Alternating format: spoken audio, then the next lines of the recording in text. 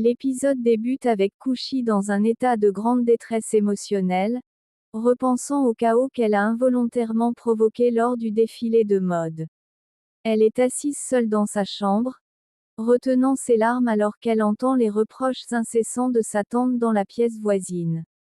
La famille est en pleine discussion sur la manière de gérer cette crise qui menace leur réputation. Payal, sa sœur, tente de défendre Kushi en soulignant qu'elle n'a rien fait intentionnellement, mais ses arguments tombent dans l'oreille d'une tante furieuse. Leur père reste silencieux, le regard chargé de préoccupation, incapable de trouver une solution immédiate. Dehors, les voisins commencent déjà à murmurer, spéculant sur les répercussions de cet incident public.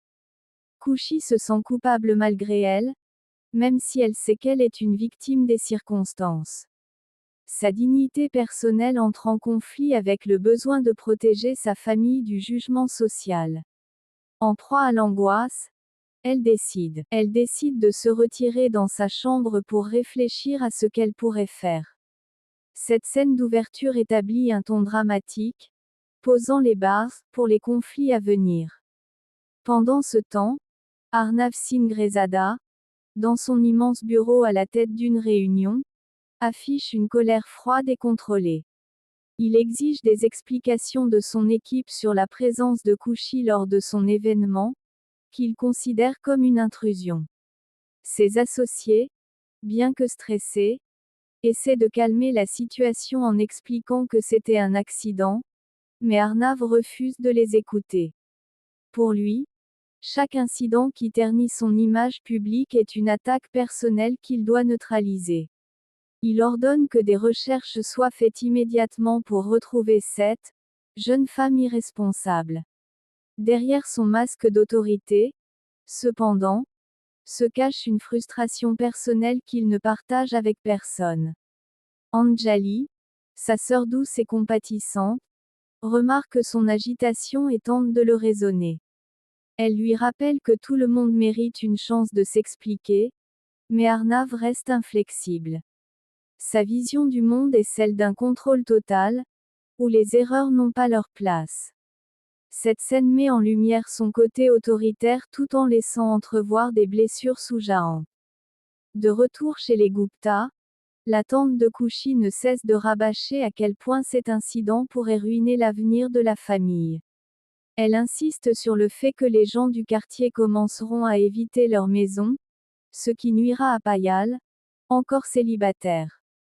Kushi, entendant tout cela depuis sa chambre, se sent encore plus accablé par la culpabilité. Payal, cependant, entre dans la chambre pour lui offrir du réconfort et lui dire qu'elle n'est pas seule.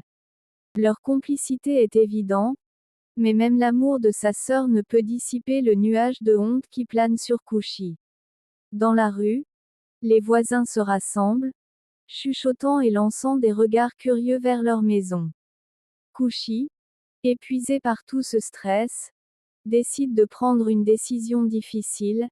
Elle doit affronter Arnav pour clarifier la situation. Cependant, elle sait que se tenir devant un homme aussi puissant et intimidant ne sera pas une tâche facile.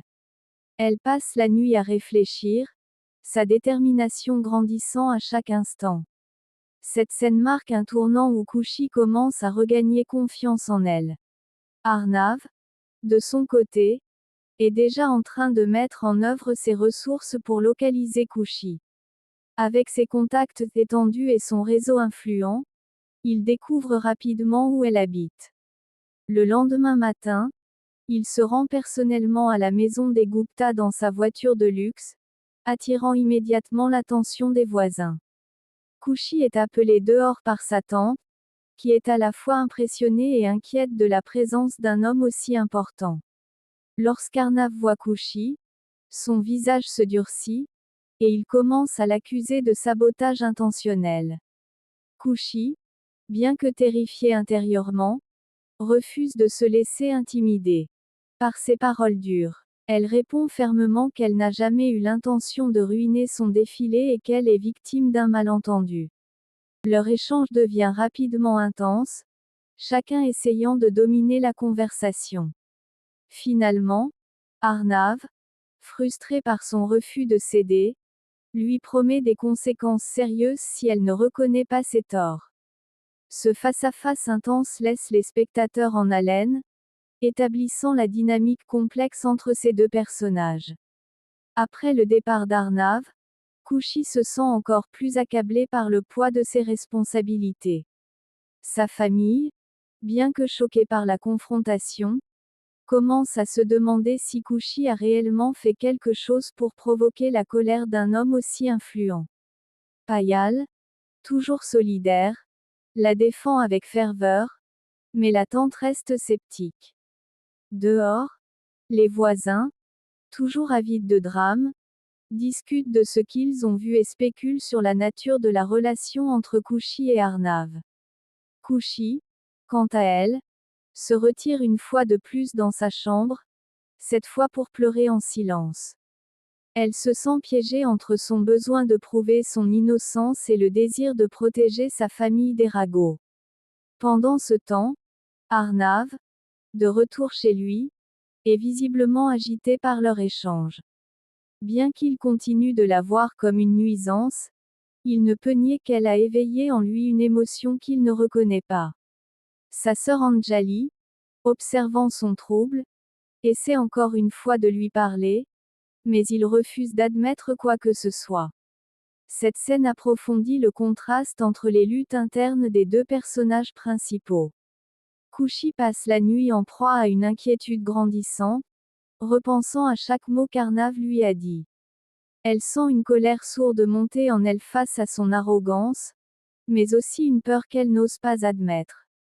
Comment pourrait-elle, une simple jeune femme d'une famille modeste, lutter contre un homme aussi puissant et influent? Malgré sa frustration, elle sait qu'elle doit trouver un moyen de prouver son innocence, non seulement à Arnav, mais aussi à sa communauté. Elle décide d'écrire une lettre pour expliquer les événements à Arnav, espérant que cela dissipera les malentendus.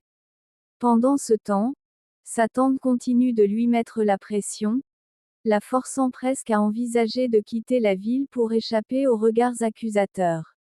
Payal, fidèle à son rôle de sœur protectrice, insiste pour que Khushi reste forte et qu'elles affrontent cette épreuve ensemble. Mais Khushi, dans un élan de désespoir, pense qu'un départ serait peut-être la meilleure solution.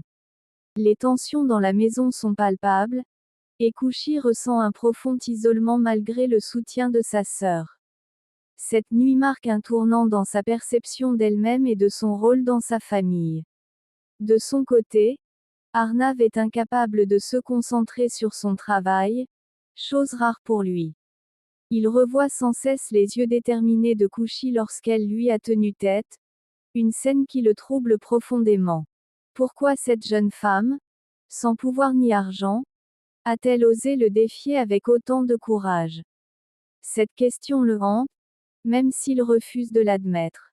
Lors d'une conversation avec Anjali, il laisse échapper un commentaire qui trahit son obsession grandissante pour Khushi.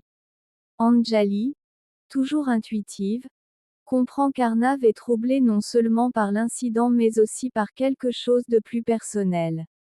Elle essaie de le convaincre de reconsidérer son jugement, mais il rejette ses conseils d'un ton sec. Arnav se persuade qu'il doit voir Khushi à nouveau, cette fois pour la faire avouer ce qu'il considère comme une faute. Il organise une rencontre par l'intermédiaire de ses avocats, sous prétexte de résoudre l'incident de manière officielle. Cette décision, bien que professionnelle en apparence, cache des motivations plus profondes qu'Arnav lui-même ne comprend pas complètement. Le lendemain, Khushi reçoit une convocation officielle, l'invitant à se rendre dans les bureaux d'Arnav pour discuter de l'incident. Sa famille, déjà sous pression, réagit avec une panique évidente. Sa tante la supplie de refuser, craignant que cela n'aggrave encore leur situation. Mais Khushi, dans un rare moment de fermeté, décide d'y aller pour affronter Arnav une fois pour toutes. Elle se prépare mentalement, répétant les mots qu'elle souhaite lui dire pour défendre son honneur. Lorsqu'elle arrive dans les bureaux somptueux d'Arnav, elle est immédiatement intimidée par l'ampleur du lieu. Arnav, en revanche, l'attend avec une froideur calculée, prêt à la mettre au pied du mur. Leur rencontre commence par un échange tendu, où Arnav l'accuse encore une fois de sabotage intentionnel. Mais Khushi, avec une dignité inébranlable, lui explique calmement les événements tels qu'ils se sont réellement passés.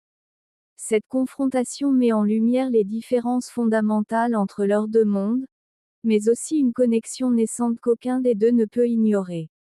Après leur échange, Arnav reste pensif, troublé par la sincérité de Khushi et sa capacité à défendre sa vérité.